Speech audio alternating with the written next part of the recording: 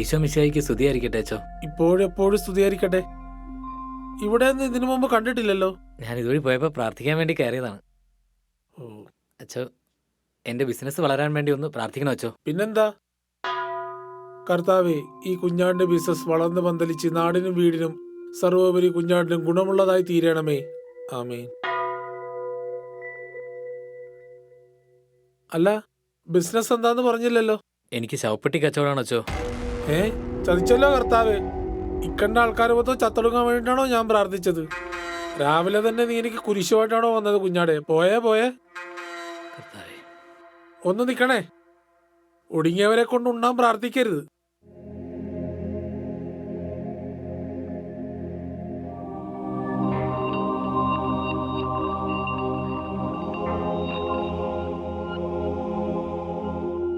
ഇങ്ങനെ പറഞ്ഞാൽ ഞാനെന്ത് ചെയ്യും?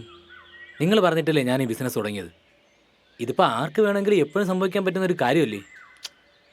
ഇതിൻ്റെ പേരിൽ ഫേസ്ബുക്കിൽ എനിക്ക് നല്ല ശവപ്പെട്ടി വേണമെന്ന് പറഞ്ഞൊരു പോസ്റ്റ് ഇടാൻ പറ്റുമോ?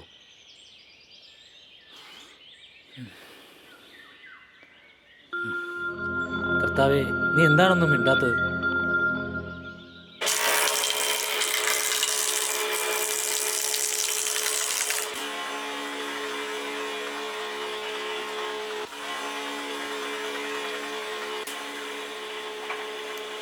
ചേട്ടാ, ഒരു പെട്ടി വേണമായിരുന്നു ചേട്ടാ.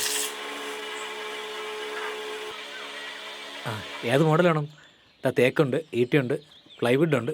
നല്ല ഇഷ്ടപ്പെട്ട മോഡലൊക്കെ എടുത്തേ. നല്ല ഡിസൈൻ ഉള്ളത് നോക്കി എടുത്തേ. ഇതുണ്ടല്ലേ ചേട്ടാ, ഇതിൻ്റെ MRP എങ്ങനെയാണ്? MRP എന്താ? മുഴുവൻ സമയം റെസ്റ്റ് ഇൻ പീസ്. അത് തന്നെ എൻ്റെ MRP.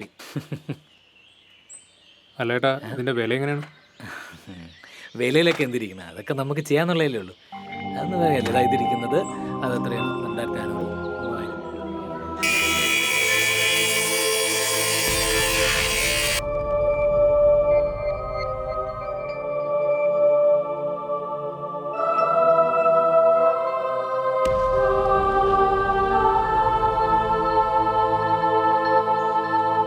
മരണം സംഭവിച്ചുകൊണ്ടേയിരുന്നു. മരണത്തിന് നല്ല വില കിട്ടിയ ആ ഒരു ദിവസം.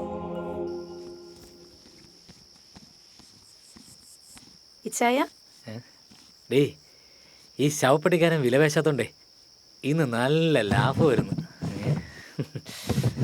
അതെത്ര നന്നായല്ലേ. ഈ ഇച്ചായനെ കൊണ്ട് തോറ്റു. ഇച്ചായൻ വന്നേ, നമുക്ക് പോയി പ്രാർത്ഥിക്കാം.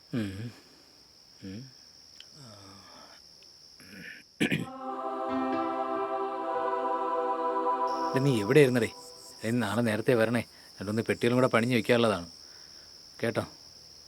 ഹല്ലേലൂയ പാടാം ഞാൻ.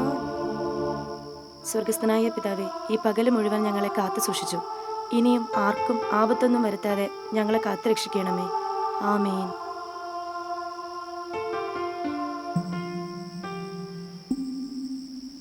എന്നതാ ഇച്ചായ ആലോചിക്കുന്നേ?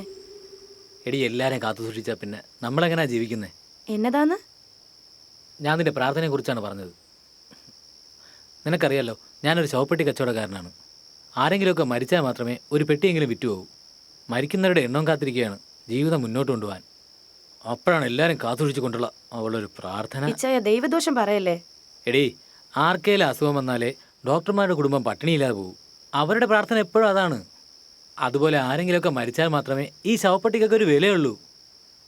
നീ ഒരു കാര്യം ചെയ്യ്, കുറേ ആക്സിഡൻറ്റ് ഉണ്ടാവാൻ വേണ്ടി പ്രാർത്ഥിക്കുക, അല്ലെങ്കിൽ കൂട്ടം വരണം. എടീ, ലോൺ എടുത്ത് ഇച്ചായൻ ഈ ബിസിനസ് തുടങ്ങിയതേ മരണത്തിന് അത്രയും ഡിമാൻഡ് ഉള്ളത് കൊണ്ട് തന്നെയാ. എനിക്ക് ഇച്ചായനെ പോലെ ചിന്തിക്കാൻ വയ്യ. ആരുടെ മരണം കൊണ്ട് ഉണ്ണണ്ട. ഇച്ചായൻ വന്ന് ആഹാരം കഴിച്ചു കിടന്ന് ഉറങ്ങാൻ നോക്ക്.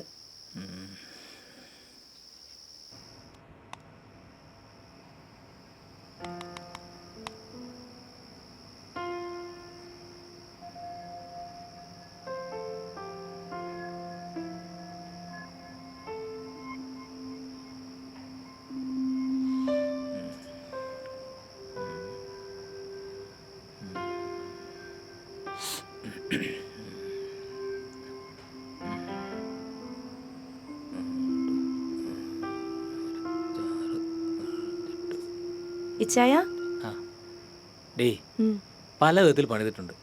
പാവപ്പെട്ടവന് പ്ലൈവുഡ്, പണക്കാരന് തേക്ക്, ഈട്ടി, അങ്ങനെ. ഈ ശവപ്പെട്ടിക്ക് ആരും വില വെച്ചാറില്ല. അതുകൊണ്ട് തന്നെ ചോദിക്കുന്ന കാശും കിട്ടും.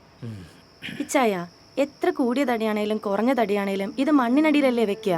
ഇതിൽ കിടക്കുന്നവരെ ശവം എന്നല്ലേ വിളിക്കുന്നേ. അവരറിയുന്നുണ്ടോ അവര് കിടക്കുന്നത് എവിടെയെന്ന്? നിനക്ക് ഞാൻ പറയുന്നൊന്നും മനസ്സിലാവൂല. സുനാമി വന്നപ്പോ എല്ലാരെയും ഒരുമിച്ച് കുഴിയിലിട്ട് മൂടുകയല്ലായിരുന്നോ? അങ്ങനെ ഓരോരോ ദുരന്തങ്ങൾ. നാളെ എനിക്കും ഒച്ചായനൊക്കെ എന്ത് വരുമെന്ന് ആർക്കറിയാം. ഒക്കെ ദൈവനിശ്ചയം. ഇച്ചായൻ എന്താ ആലോചിക്കുന്നേ? അതെ, നാളെ ആരെങ്കിലും മരിച്ചിരുന്നെങ്കിലേ ആ ലോണം കടഞ്ഞേനെ. ഇച്ചായ, നാളെ ഞാൻ മരിച്ചാ മതിയോ? വേണ്ട, നീ മരിക്കണ്ട. നീ മരിച്ചാൽ പിന്നെ എനിക്കാരാ ഉള്ളത്? ദേ, മേലെ ഇങ്ങനെ പറയരുത്. നീ കിടക്കാൻ നോക്ക്. എല്ലാരും ഇങ്ങനെയല്ലേ ഇച്ചായ? പ്രിയമുള്ളവർ മരിക്കുന്നത് ആർക്കും ഇഷ്ടമല്ല. നീ മതി സംസാരിച്ചത്. വാ, കിടക്കാൻ നോക്ക്.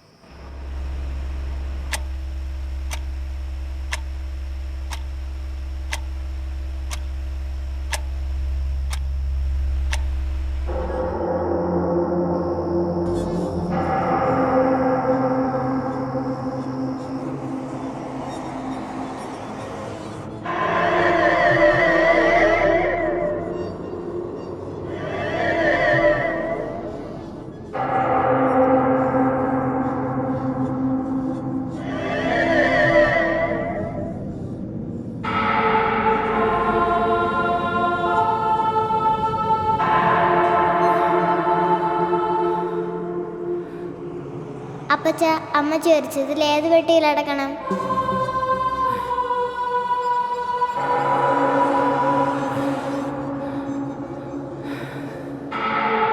അപ്പച്ച,